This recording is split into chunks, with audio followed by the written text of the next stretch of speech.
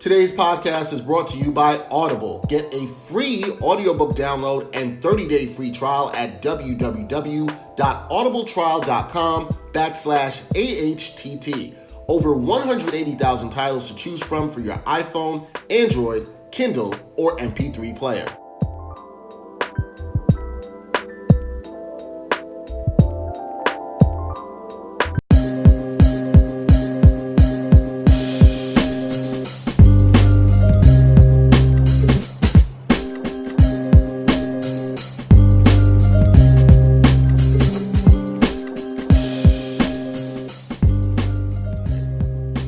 Hard to Sell Podcast, episode 136. Dexter, Henry, Bryan, Fonseca, still playing it safe, still quarantining at home.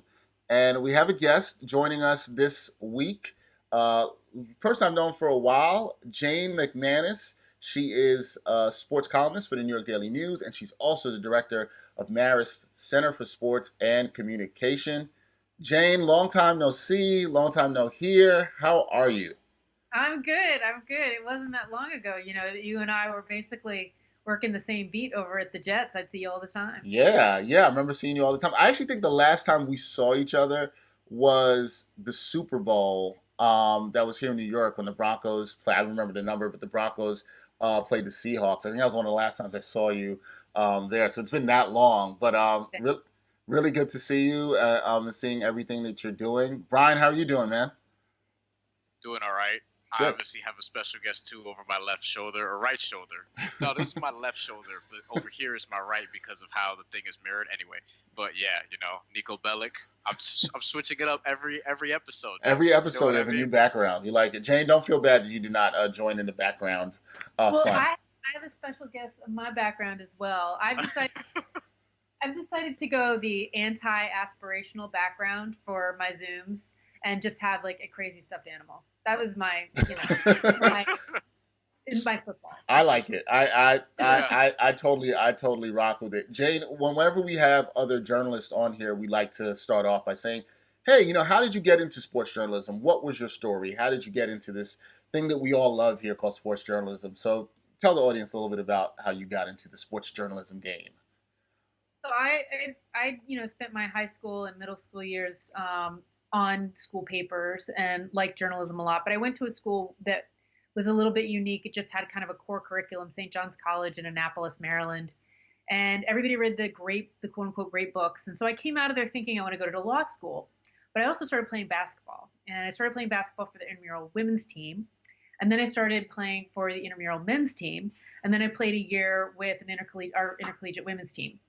And so that I just started getting super into it. So when I moved to New York afterwards, I thought I wanted to go to law school, but I kept playing pickup basketball wherever I could. And I lived in Park Slope at the time, so I played at the Prospect Park Y, and I'd play on playgrounds or wherever. And then I started the firm that I worked for had season tickets to the Knicks, so I started going to Knicks games, and that just kind of fueled everything. And then I realized it didn't take me long after working in a law firm to realize it was not the life for me.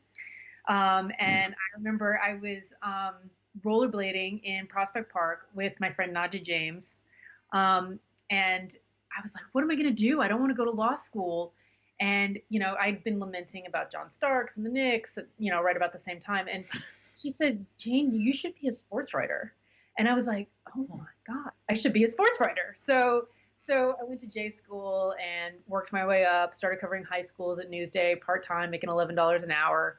And kind of worked my way up the hard way, and I've loved it, and it was exactly the right thing. And I think part of it was like I just didn't even envision the idea that I could be a sports writer growing up, because there weren't a ton of role models that I was intersecting with. And I grew up in Virginia and Nebraska, and I remember seeing Leslie Visser and just like thinking, oh my gosh, that's so cool. But I didn't really think I could do it until the moment Nadja said it to me.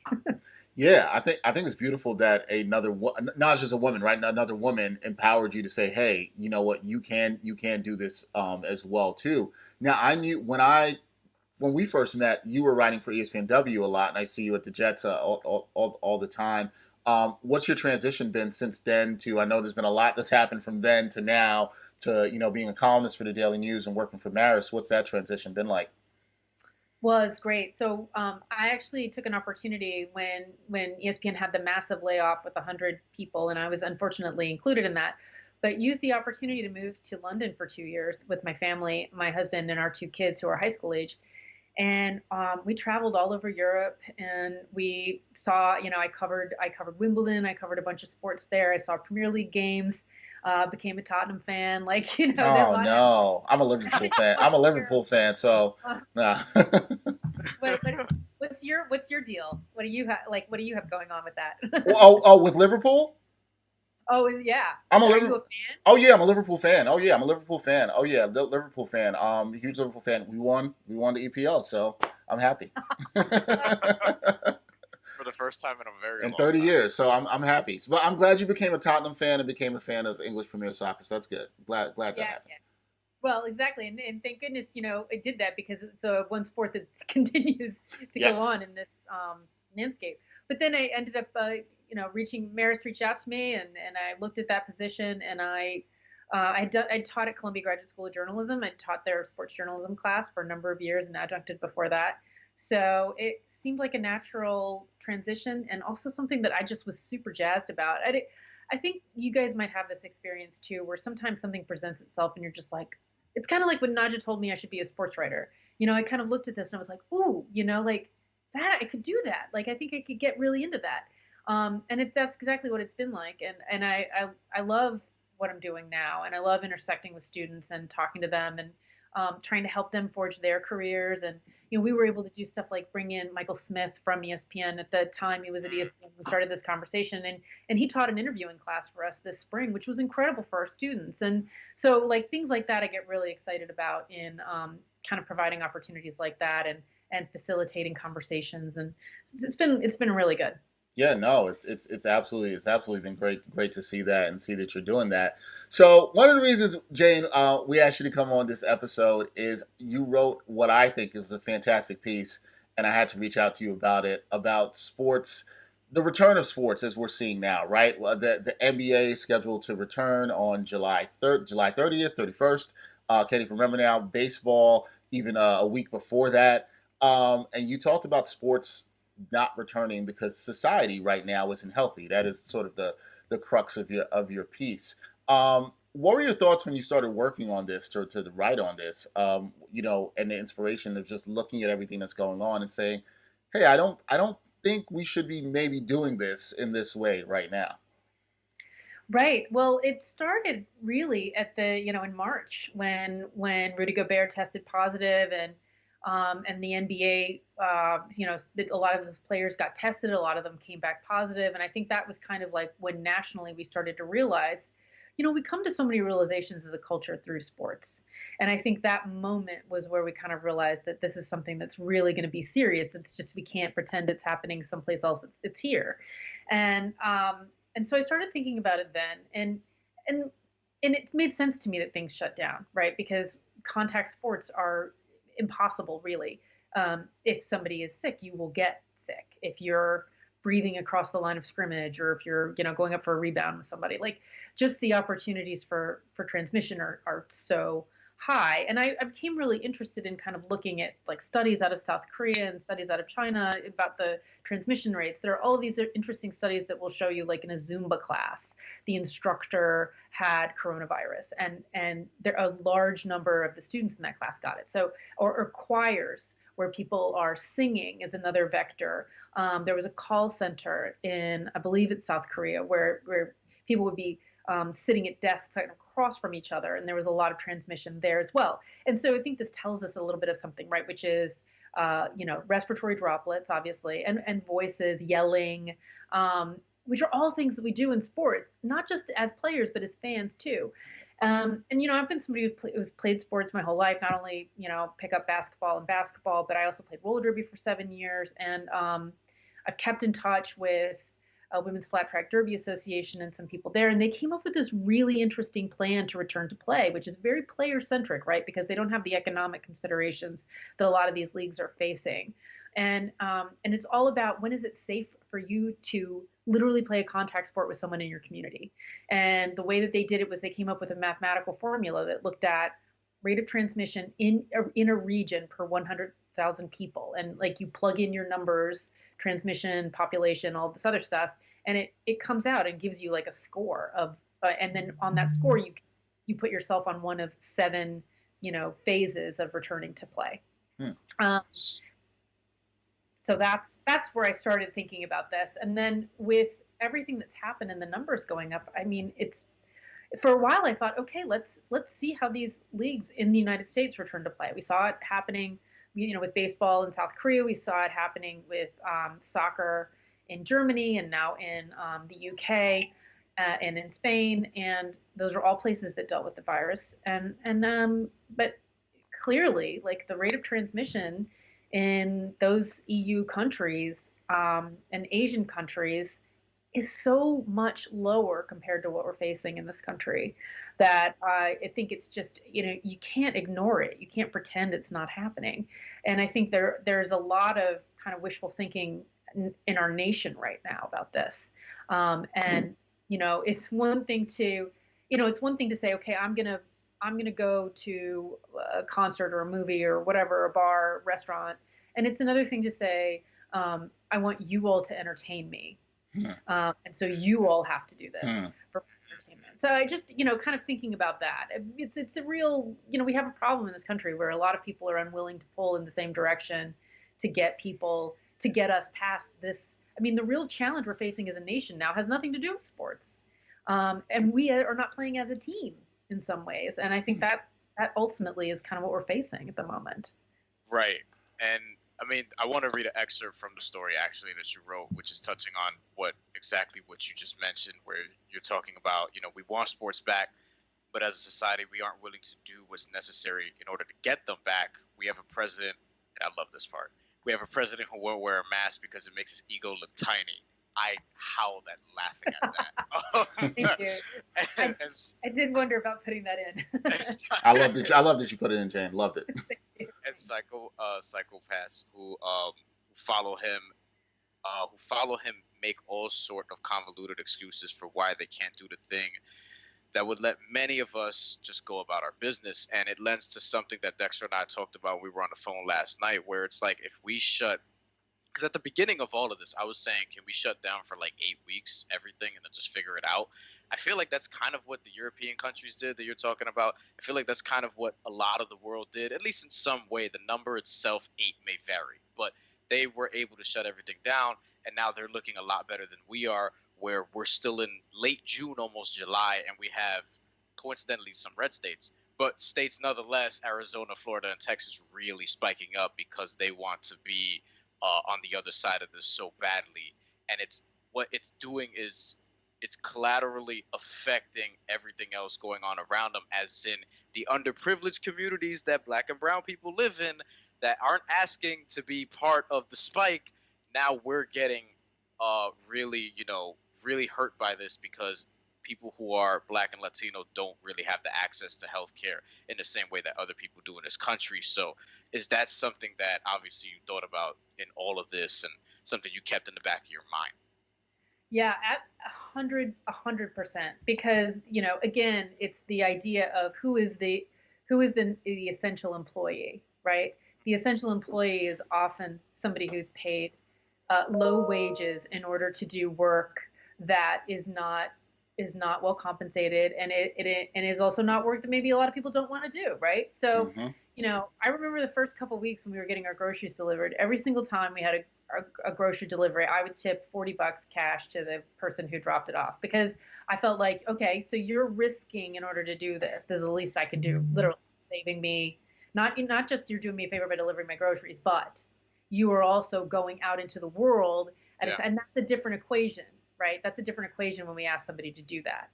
So, and we as a nation didn't decide to compensate them to a large degree more. And so I do think that this is, it's not just an issue of what we want. It's also a moral issue of how we are.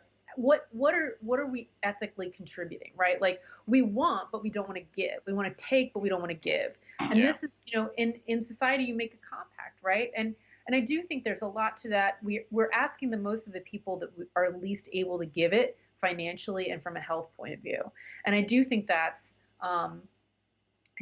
something. I mean, honestly, like, so, we have almost 200 students in our program, and one of them is one of my Black students was the first one who said to me, I have a lot of family members who are dealing with this. So, just even anecdotally early on, I was hearing, stuff like that, and keeping it in mind. And I do think that's a huge part of, I think, the problem with the NCAA allowing all of these football workouts to happen without having real safety and structures in place for these quote unquote student athletes. Again, out of all of the people in our pantheon of sports, we are asking the most of them, and they have the least, right, in terms of compensation, in terms of player representation. There are it's very much, I think, and I think we've all been sensitized to it, I certainly hope so, by the protests around the killing of George Floyd, that these are, you may not like to see these imbalances that are happening, but we certainly do see them we have them in sports, whether you choose to see them or not. And and I think, we as fans, and certainly as broadcasters and writers, have a responsibility to not shield our eyes anymore when it comes to this. I kind of, my daughters are very, very engaged politically, and they have asked me if I think that this time is different. And I don't know that it's different in terms of what's going to happen at a federal level in terms of laws. I am very cynical about that, but I do think the scales have fallen from our eyes in a way. Like, I think there's a large swath of America that's not going to be able to unsee a lot of the inequity that we see right now in societies. And I think it's playing out in sports in so many different ways as well. How has, I guess, your students shaped your perspective maybe a little bit differently? Because now, I mean, it's not like you're just a journalist full time. You're working with a lot of kids. You mentioned, one of your Black students who knows a lot of people who has been affected by this. So, I'm assuming that you've been talking to them throughout all of this. And how is that sort of dynamic added to how you're experiencing and processing just everything that's going on between obviously COVID-19 and then the protests and, these kids that you're managing, so to speak, for lack of a better word? They're about to step out into this world and look at what's going on as some of them are about to graduate. Well, I think there also always has been a conversation around what is it we as journalists are allowed to say and observe. Right. The idea that, like, well, I just both sides it. If we have an issue that we're talking about, I say, what does this person believe? And then what does this person believe? And, it reminds me of that phrase that journalism is not asking two people what the weather is. It's looking outside and seeing if it's raining. And I think that a lot of people now are kind of coming to the idea, and we as people who are teaching are kind of looking at, well, we have to make sure that people can use their judgment about the rain in this situation. And I do think that oftentimes, I think women and people of color who come into journalism have been told that they can't have an opinion about things. They have to be completely neutral. And often that neutrality has been the universal white male voice. And it doesn't, and I think we're actually having more conversations about that, and students are having more conversations about that. And they're not as willing to say, okay, I want to adopt that voice. Now, that doesn't mean that we put our biases out there and we're writing opinion pieces, right, but it does mean that we're recognizing what we think. We're fully reporting around our blind spots and our weaknesses and talking to the people we may not think we agree with to make sure we're getting a fully formed, fair article. Now, is it, and getting all of the facts and doing the best service that we can for our readers so that they have all of the information available. But I don't think it's that we have to pretend that we don't see an unequal power structure, for example, or that we don't see that, in the NCAA, revenue generating sports are predominantly played by people of color, and that they're primarily profited off of by white culture and white institutions. So I think, those are the kinds of things I think that we're starting to talk about. And I think that's a good thing, honestly, to kind of put your blinders on and say, I don't see race and I don't see how it's affecting this story is no longer an acceptable way of looking at something or doing your job.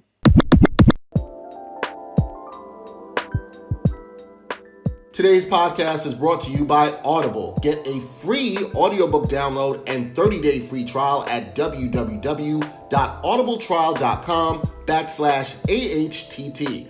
Over 180,000 titles to choose from for your iPhone, Android, Kindle, or MP3 player.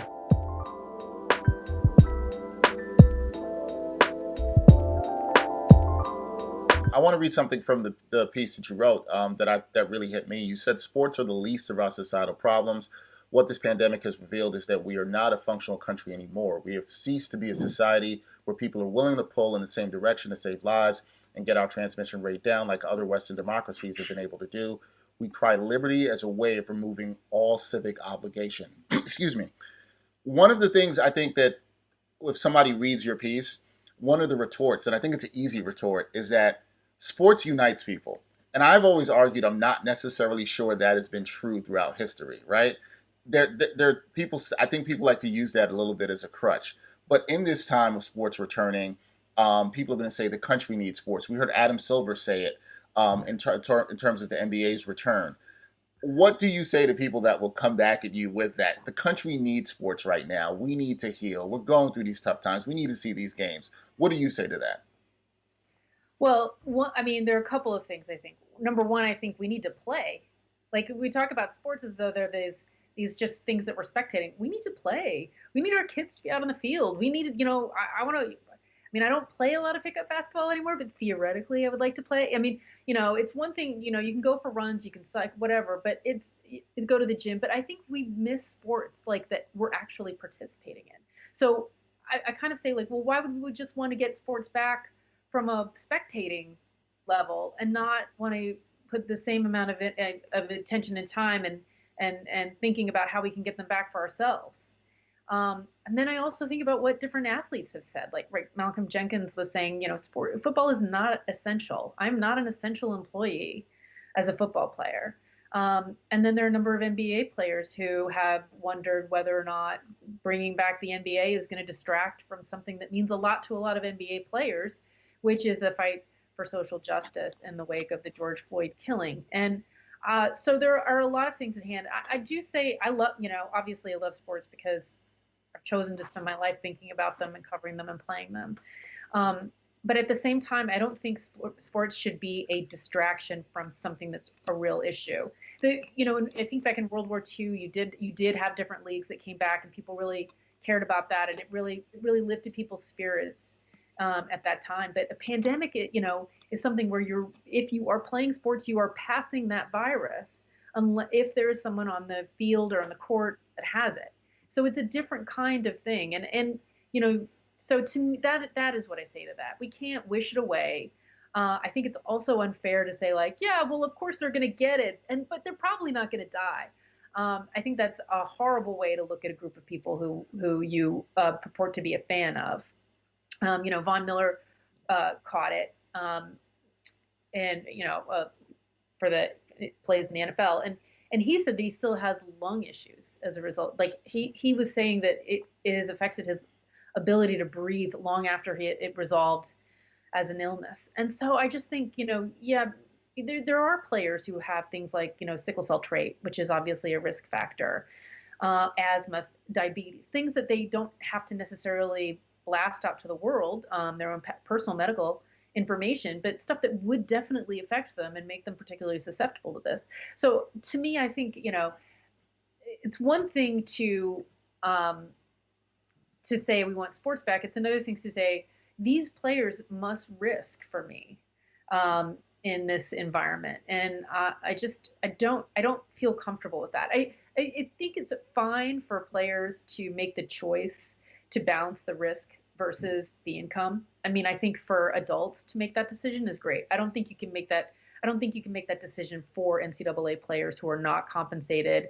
in a currency that could, say, pay for health care or medical services if they were to become sick from this. So I think that there's a different calculus for quote unquote amateur sports and for pro sports. But those are the things that I think about. And I just think it's very glib to say, entertain me, as opposed to thinking, how can we get back to a place as a society where we can be entertained where we can play, where we can go to restaurants, where we can actually do and participate.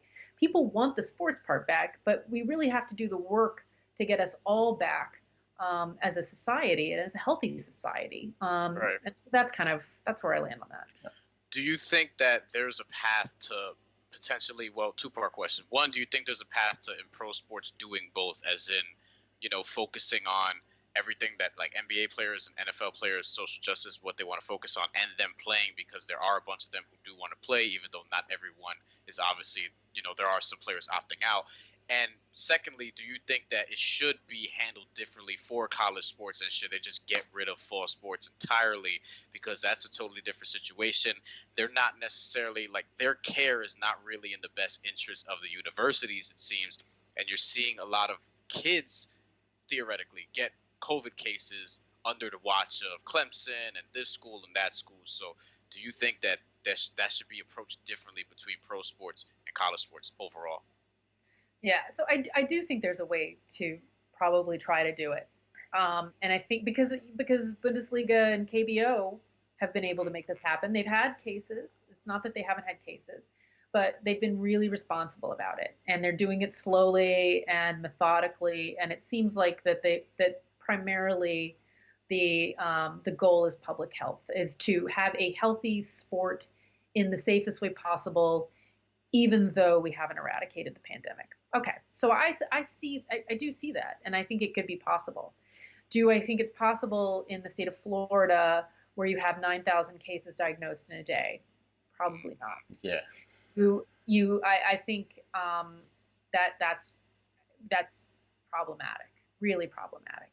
And you know, they're still going for. I mean, the problem is that MLS, WNBA, and NBA have all picked Florida as the place to have their bubble.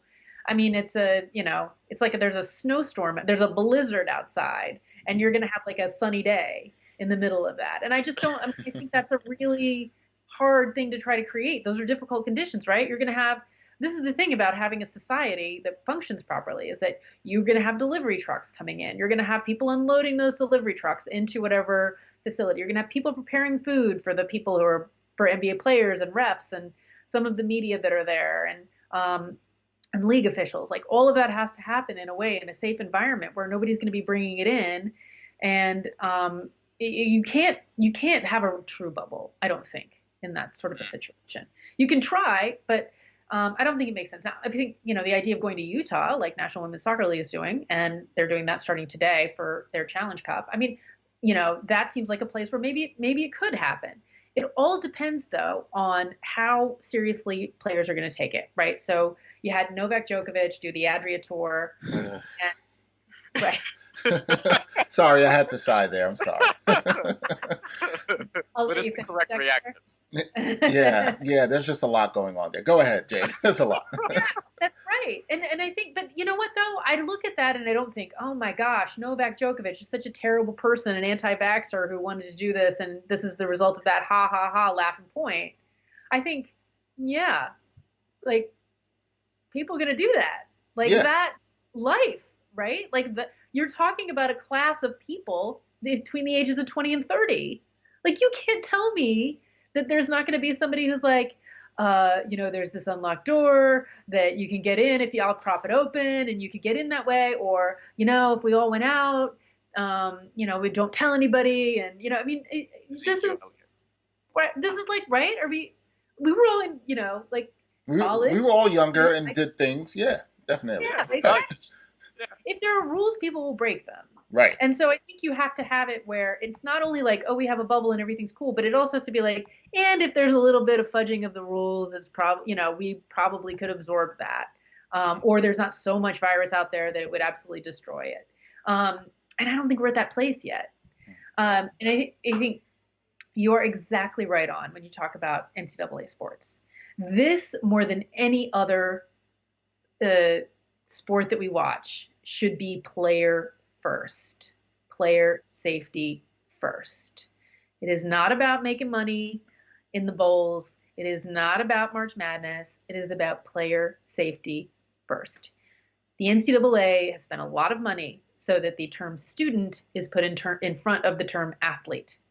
And if they really believe that, They cannot have athletes in facilities before they have students in facilities. That is absolutely undercuts that entire argument. If they are in there as athletes and they're in there first, they're there to make money for those schools. And that is, let's be very honest about that. And as we said earlier, a lot of those, the majority of those revenue generating sports, the athletes are Black and brown, and they are in there before everybody else. And we know what these inequities in society are, and we know what we are asking these students to do. Again, they are not compensated in cash money that they can spend as they like the pros are. They are instead given scholarships to schools, which is not without value. That is a valuable thing. But it's a different kind of scholarship than your average student gets, because they are limited in the classes that they can take. They are limited in the times that they can take those classes. They often are steered away from certain majors that require too much work. Their requirements for the schools take up a lot more of their day than your average student, even a student that might be working for the school and have a job with the school. So it's a very different kind of thing, and let's be honest about that, as opposed to just saying, oh, they're just students there and they're getting a free ride and they're going to frat parties. It's not the way they live on campus. So I think that it's that having, if you really want and feel it's important to have them back, that they have to be front and center. So this thing with Clemson, where 28 students tested positive for this, 28 students. I mean, that's the fact that the NCAA didn't shut it all down the day after that happened. The fact that those college administrators aren't coming in and shutting things down, the fact that there aren't third-party epidemiologists who are setting the standards for every single thing that takes place in that training facility. I mean, there should be, to me, this is just a clear dereliction of duty from the NCAA that this is happening on its watch. Yeah, I think it's interesting that the NFL said that they will have some coronavirus policies or things that they'll have in place, but the NCAA has had nothing. With that being said, Jane, there's this talk about seeing college football in the fall, right? And there's talk about the NFL coming in the fall. We had somebody as well too, a mutual friend, Kimberly Martin. She was on the podcast, and she said to me, "Hey Dex, I think the NFL's coming back and we'll start on time." And this, Jane, from being around football. Football has, and college football too, large rosters, tons of staff. I just personally don't see in the numbers, when we talked about the transmission at the beginning of this podcast, with all that and the large staff and the large rosters, I just kind of don't see how that's possible. But with everything that we're seeing now, with the NBA coming back, with MLB coming back, do you think there's a lot of pressure on the NFL to come back on time, even though they've canceled the Hall of Fame game? Do you think do you think they'll come back on time? I don't really know what to make about it, but capitalism is what it is, and people want to make their money, right? So yeah. What do you think happens in the fall? What do you think we see with those sports? Well, I think we have to see what's happening with the virus first. Everything's contingent on that. As Mike Tyson said, everybody has a plan until they get punched in the mouth. One of my favorite quotes. Yeah, one of mine too. Because he knows I'm a boxing guy. Okay, good. Yeah. So I think that's we've been punched in the mouth. We're getting punched in the mouth over and over again, and people are like, no, I still got a plan. So I don't. That's kind of the way I look at it. I think it's kind of unbelievable. It's like I'm watching this fight, and I'm like, the fight should probably be called. And they're like, no, I still got a plan. Sending Zach out there. Yep. Exactly. Tape him up. Get him back up. So first of all, Texas had this plan where they were going to have Cowboy Stadium 50%, an indoor stadium 50% filled for an NFL game. I mean, you have to have it so that people can travel between states safely, stay in hotels. Those players are all going to be staying in hotels. That's the way it works. Do you see that happening? Now, keep in mind, we were told that there would be low rates of transmission in the summer and that the second wave would come back in the fall. Well, no one is saying that there's not going to be a second wave, although I don't think we're getting rid of this one. So maybe a second crest. I don't know. Right. But if we have more in the fall than we have now, I just don't see how you have players traveling from a region like Texas or whatever the next region is that's dealing with this, or Arizona, and then going back to New York. Like, that is an absolute recipe for creating outbreaks in the United States. From a public health standpoint, it's a disaster to even think about that. But that's the plan. And then, then I also think about just how are players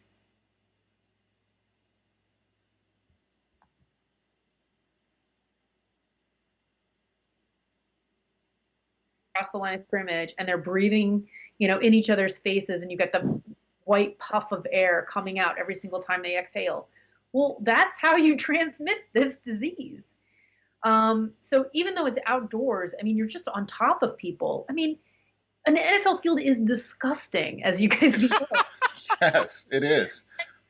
Like, I mean, people are spitting, people are, like, there's a lot of, it's just their bodily fluids are, you may not think about this just as a fan watching the game, but like, if you're down there, what's happening. And so it's just going to be impossible if somebody has it on the field, the potential for transmission to everybody else is there. So, they have to be comfortable with that. Every single player has to be comfortable with that, and the NFL has to be comfortable with it. They also have to be comfortable with the idea that someone could die. Coach, player, like I said, not everybody's going to tell you they have sickle cell trait. Heck, might not even know they have it. But might be something where their immune system or their ability to fight this off is particularly weak. Are we all good with that? I think a lot of people are. But you might not feel like that's a comfortable place to be. So last thing, Jane, before we get you out of here, I'll bring it back to the sports that we know that are coming back within the next couple of weeks. Baseball, basketball. I think the question around this, that you kind of hit upon it and just in talking about the NFL, but it's that something bad can happen, right? Whether it's an outbreak, mini outbreak happens in the bubble, right? Or worse, as you even said, and I think it's real. I'm glad you said it. Somebody dying, right?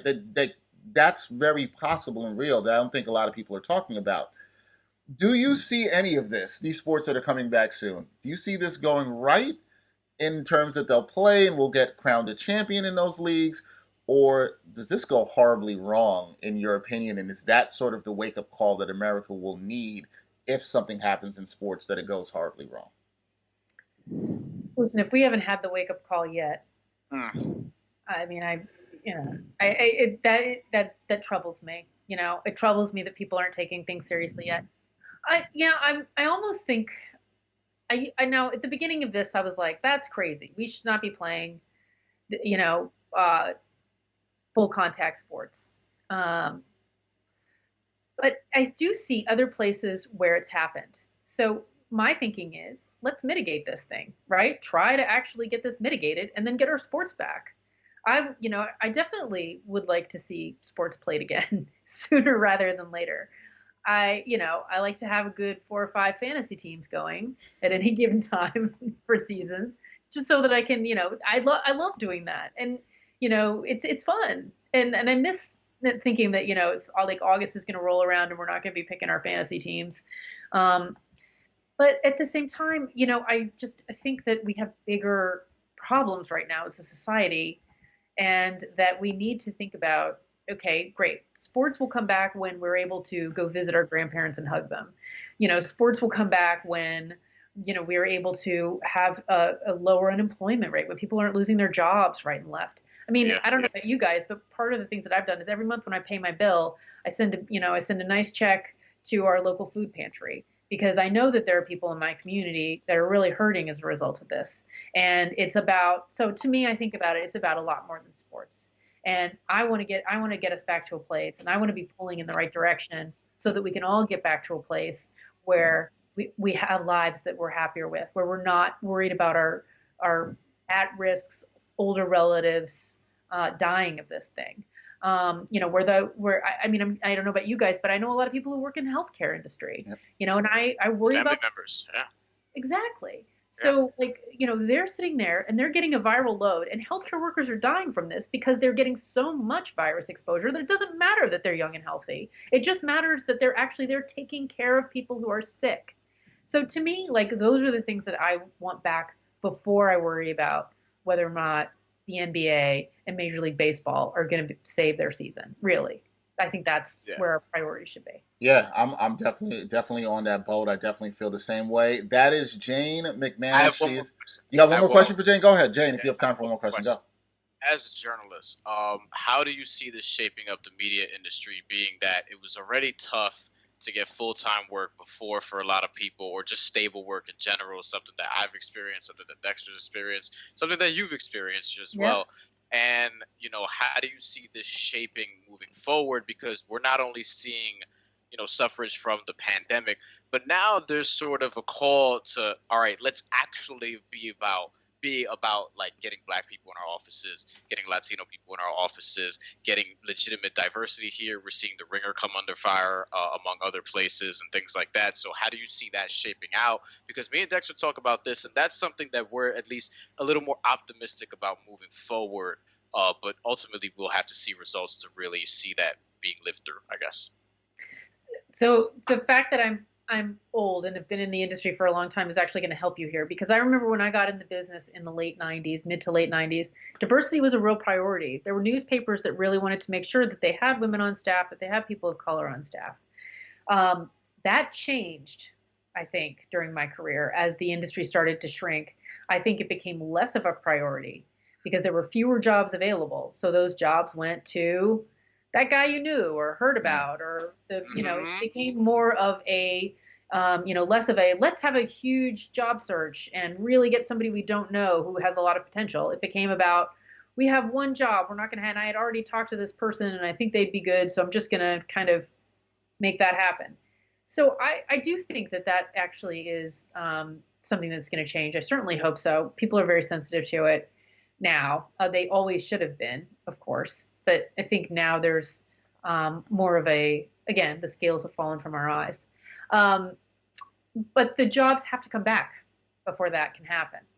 So that's the problem. We need sports back before we can have that happen. So let's get society healthy, and then we'll get the media industry back, and then we'll be able to make sure that it's a diverse industry. I mean, that's best case scenario. But I do think, again, as I tell my students, you may have to do something right now that is not your dream job and is not the job you're going to have. It's not your career. It's going to be a job that you do until you can do the thing you want to do. And I think that ultimately is where a lot of us in journalism are going to be for the next year or so. But I do hope, people care about sports. And when it comes back, it's going to come back so big. Like everybody, people are not going to be like, oh, I'd forgotten about sports. No, that's going to be just the opposite. They're going to want to read about it and be about it. And boy, and sports betting will be up and running, I'm pretty sure, really quickly. So it will change, definitely. And if somebody has like an idea for a site or a way that they want to present sports that's different, this is a great time to do it, because out of chaos can emerge some really good ideas that maybe would have been tougher to get recognition or seen in a crowded landscape. But when things come back, they're going to come back big. I really do believe that.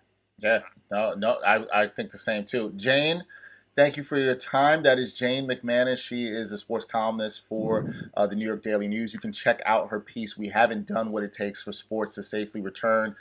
We discussed it. I encourage everybody to read it. It's great. And she's also the director of Marist Center for Sports Communication. Jane, we thank you again for coming and sharing your time and your knowledge, and you being a strong voice for everyone, especially for women out there. I'm very proud of the work you do. So please continue that work. It's so needed. It's needed out there. It was great talking to you too. And anytime you want me to come back, you got my number. Definitely. We definitely will have you back to talk. Jane, thank you so much. Appreciate you. All right. Take care. All right. One time for your mind, one time. One time for your mind, one time. One time for your mind. Haven't done this in a little bit, but we are back bringing you things that are going on in the world that you might have missed or not heard about. We always have something interesting, and obviously at this time, there's a lot going on in the world other than things going on in sports. Brian, what do you got for this week's One Time for Your Mind? Came across a story that NBC Latino posted on Twitter. Headline is, mainland Puerto Ricans in urban areas are disproportionately exposed to COVID-19, data shows. The Center for Investigative Journalism, now this is the subheadline, so people don't think that the headline is so long.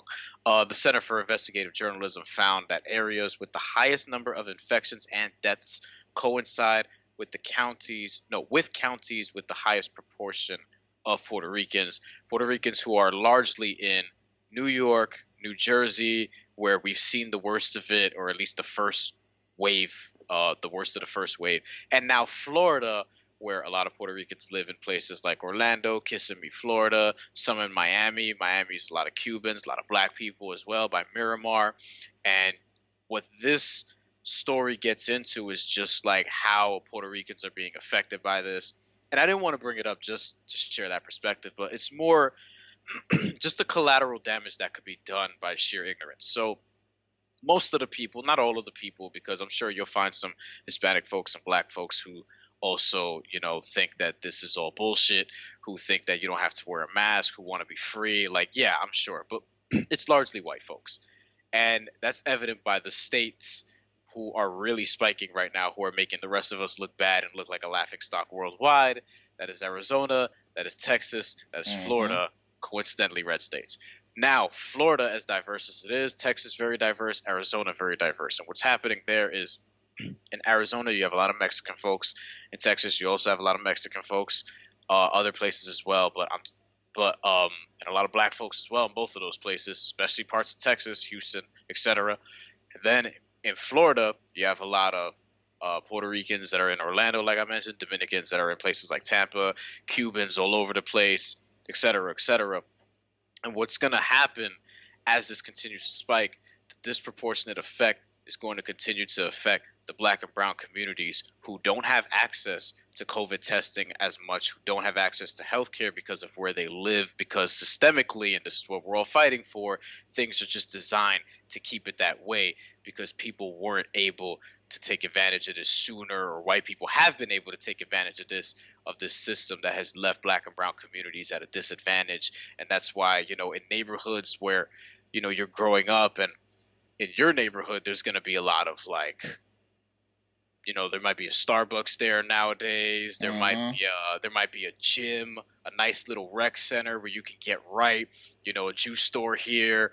You go to our neighborhoods when we're growing up, it's like, oh shit, McDonald's is 5 minutes away. All right, we got lunch, we got dinner. You know what I'm saying? Get a couple quarter pounders, nuggets, or whatever after basketball practice. What do? We get Chinese food and stuff like that. When you're in just better neighborhoods, or neighborhoods that are higher priced, and you're just afforded those luxuries because you grow up in them, you have access to more of these things, and that sort of keeps you feeling like you're invincible when a pandemic comes around, for lack of a better way of putting it. So I want people to just be considerate of the other people you can collaterally affect around you, because a lot of the black and brown people who have been suffering from this are disproportionately affected because they just simply don't have the access. And this is not a pull yourself up by the bootstrap situation, because a lot of the older white folks and the conservatives are keeping their foot on the bootstraps that they want us to pick us up by. So.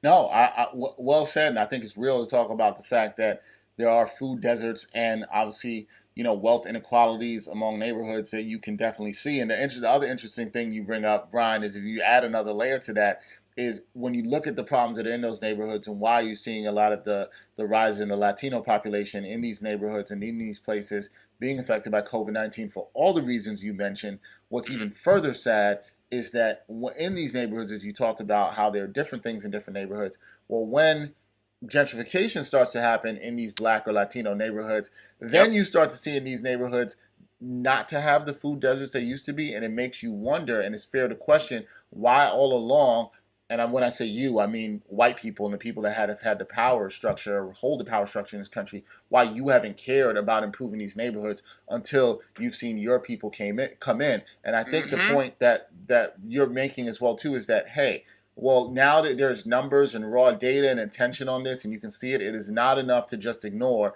that Latino people in this country on the mainland of the U.S. Are necessarily being hurt by this at a harsh, very, very, very harsh rate. And sadly, if we don't stop and do something about this, if we don't start caring about the healthcare, if we don't start caring about the food deserts, then more minorities that are disproportionately expected about, especially the Latino population, are going to die. Unfortunately, this is what's going to happen. And a lot of another thing I'd like to add, and Brian, you know this because this is very close to home for you.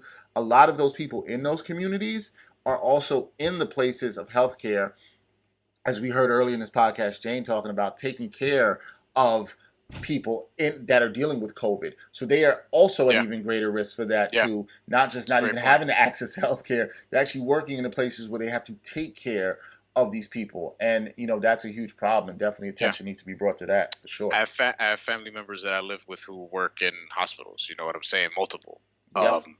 And obviously we're a Puerto Rican family. So yeah, the story itself on NBCnews.com, again, just mainland Puerto Ricans in urban areas are disproportionately exposed to COVID-19, data shows. And remember, that story to me, while it's about Puerto Ricans, it also is a reflection of just how minorities have to navigate through this differently, and we can't have that level of ignorance that other people are having in this country. Absolutely. So for my story this week, I came across, this has kind of been in the news around stuff going on in Hollywood, and it really has to do with actors and actresses, mainly doing voice acting, portraying characters that they are not the ethnicity of. And this will touch on Bryan a lot, and you're laughing because Bryan always talks a lot about the fact, we talk about this in journalism, we talk about opportunities being taken away. No, go ahead, Bryan. What are you saying? Because you're pointing, for people who can't listen, Bryan is pointing to a character from Grand Theft Auto that is behind him in his background, but go ahead. Niko Bellic was played by a white dude from, I think, New Jersey, who just had the accent, I guess. His name was like John Fine something. I don't know if he came from, out of respect, I don't know if he came from like European, descent and was able to do it. But they didn't get because the way Niko Bellic talks is very, like off the boat immigrant European from, outside of America. It was his first time in New York, or Liberty City rather. So yeah, the voice actor who played him, he just kind of looks like a dude. You know what I mean? Well, if Niko Bellic has European ties, or that he can tie to that, I wouldn't necessarily have a problem with it. Now, if he was doing some like Dominican character or Puerto Rican character or something else, that's where it gets tough. That's where it gets murky, right? And I'm glad you brought up gaming, because that'll tie into something I'm going to tie into later. But I'm glad you brought that up. So this was brought to my attention, and I saw that this is around a show that I watch on Netflix called Big Mouth, cartoon series started by Nick Kroll, really hilarious, a lot of jokes about puberty and growing up and sex, and it's a really funny cartoon. Bryan, I actually think you would like it a lot. I don't know what that says that I'm saying about Bryan, but I think Bryan would like it a lot. Anyway, I think it's hilarious. And this week, actor and comedian Jenny Slate announced that she would no longer voice the character of Missy, who's a young black girl in the cartoon series, and pretty much a prominent black character in the series. And Jenny Slate wrote that she put out a message and said, at the start of the show, I reasoned with myself that it was permissible for me to play Missy because in the show, Missy's mom is Jewish and white, as she is, Jenny Slate is, but Missy is also black in the show, and black characters on an animated show should be played by black people. I think it's fair to agree with that.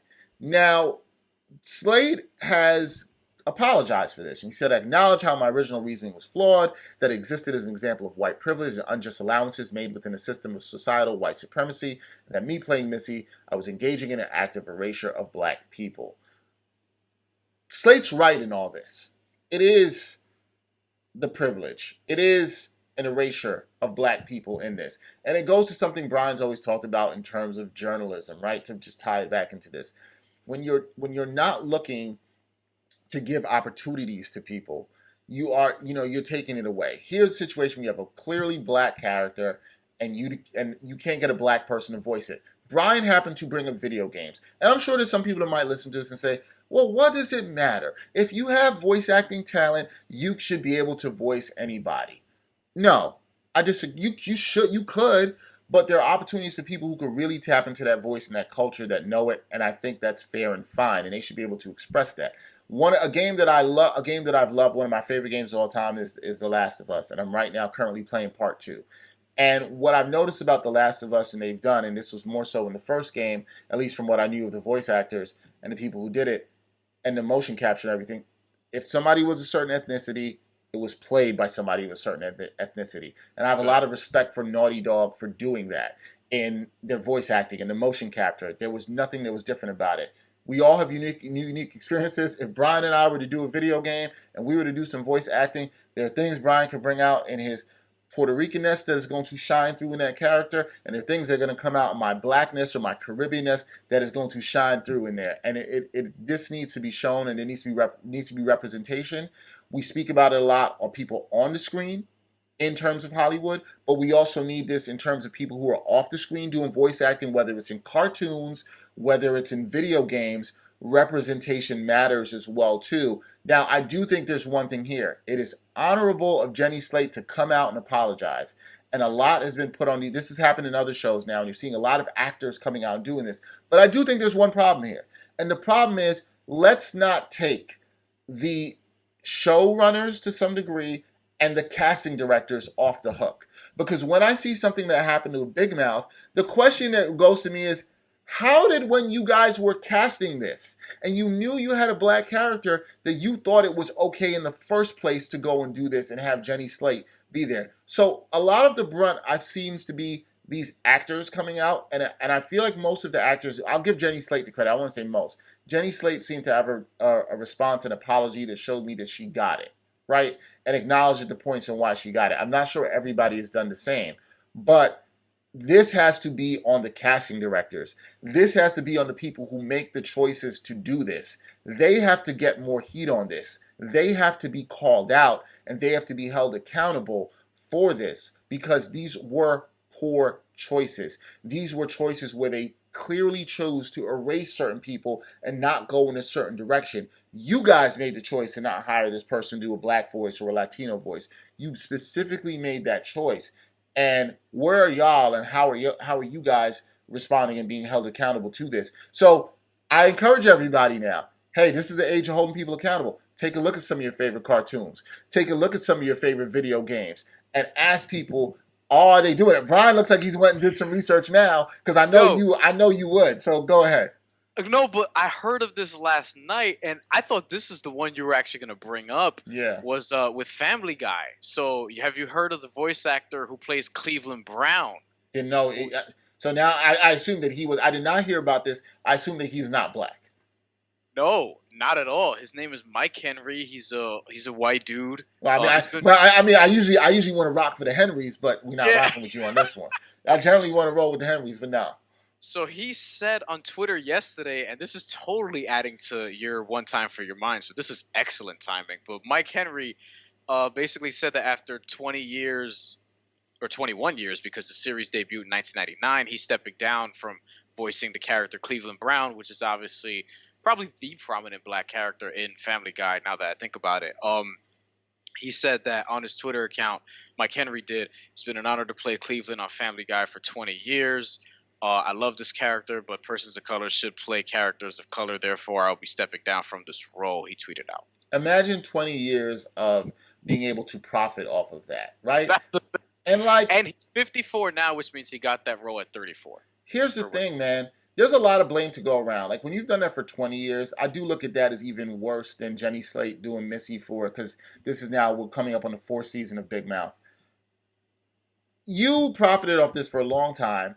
Yes. And I understand somebody gave you this. Not only did you profit, let's also be of note, not only did you profit off of Family Guy, Cleveland then got his own spinoff series on the Cleveland show, which I believe got canceled, but he did have his own spinoff series on that. So then you also further profited off of this. I'm actually surprised that this stuff hasn't come out earlier. But it shows, and I'm not going to put any blame on people, because I think a lot of us, you play video games, I watch cartoons, I'm not always looking at who's voicing this stuff and doing it. But see, now in this age, people are checking for that. People are checking for this stuff, and I think that it's actually good.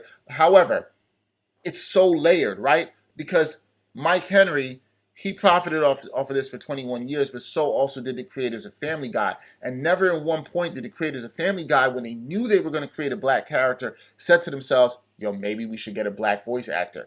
And here's the thing. All this stuff has exposed themselves, because it's like, why couldn't you find a black voice actor? Don't tell me you couldn't find a black voice actor or a Latino voice actor or whatever. People have been looking for this, and it makes me wonder about, I know this has gone around with The Simpsons too. There was this whole huge thing, I think it was a year or two ago, and somebody made a whole video / little documentary on it about the voice of, I forget if I'm getting the character wrong, Abdul in the Simpsons. Oh yeah. And somebody made a whole thing on it. I'm forgetting the person who made the documentary on it, but talked about that.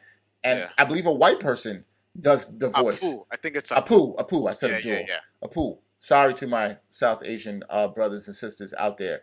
But somebody else was doing this character who was portrayed to be Indian, and it's a very stereotypically done Indian accent, and it's wild problematic. But I think, yes, the Simpsons showrunners and casting directors and all the creators behind this, they have to be under fire. They have to step up and say that we're going to do better. I don't think it's enough for the actors just coming out and saying, yeah, I understand that there's erasure, that we shouldn't have done this, blah, blah, blah. It's okay. It's like, yo, I'm looking at you, creative directors. It's like, why did y'all think it was okay? And for some of y'all who have been rocking on this for so long, I think it's safe to say, if none of this happened, where people were not outraged about things that are going on in this country and people are really exposing a lot of things, you guys would have continued rocking on this longer. This is no different than NASCAR with the Confederate flag. Like, yeah, it's cool that you guys have told people they can no longer bring the Confederate flag to races, but I think it's also fair to question, why did it take you guys so long? And I'm looking at it the same way in Hollywood and video games, where there's definitely a problem with diversity in that realm that doesn't get talked about enough. That these things have to be addressed. So I guess a lot of this, when we wrap all this up for one time for your mind, it's, look, man, you got to expose the stuff like Brian's talking about with Latinos and people of color being at risk, and also the erasure of people of color in spaces where people have profited. It's not enough to just want to use us and our culture. I mean that for all people of color, to use us for our culture in mediums of cartoons and video games and movies, etc., but then not want to totally use us, right, in a way, and have us compensated and truly be a part of that. And that's like all, the culture and not the people. Not the people. That's all we're asking for these days, is let us truly have a seat at the table. Yeah. All right, that's it for episode 136 of the Ain't Hard to Tell podcast. Special thank you to our guest, Jane McManus, who joined us on this. Please subscribe to us. Check out all the content that we are doing. You can subscribe to the Backpack Broadcasting YouTube channel. Subscribe to us on any platforms, audio, where you check out the podcast. We will have more great podcasts coming up from you really in the next month as we start to see some sports start to return. So there'll be a lot of, it may be. Who knows what can happen in the next month? Brian's right about that. A lot can change. We don't even know what can happen in the next day. I mean, I could talk about boxing and MMA. Like, they ain't going nowhere. Like, they set up in Vegas, you know what I'm saying? UFC's going to Abu Dhabi, so there's not going to Florida right now. As we know, the world can look a lot differently real quick. Yeah, so that's it for episode 136. For Brian Fonseca, I'm Dexter Henry. Until next time, y'all. Peace.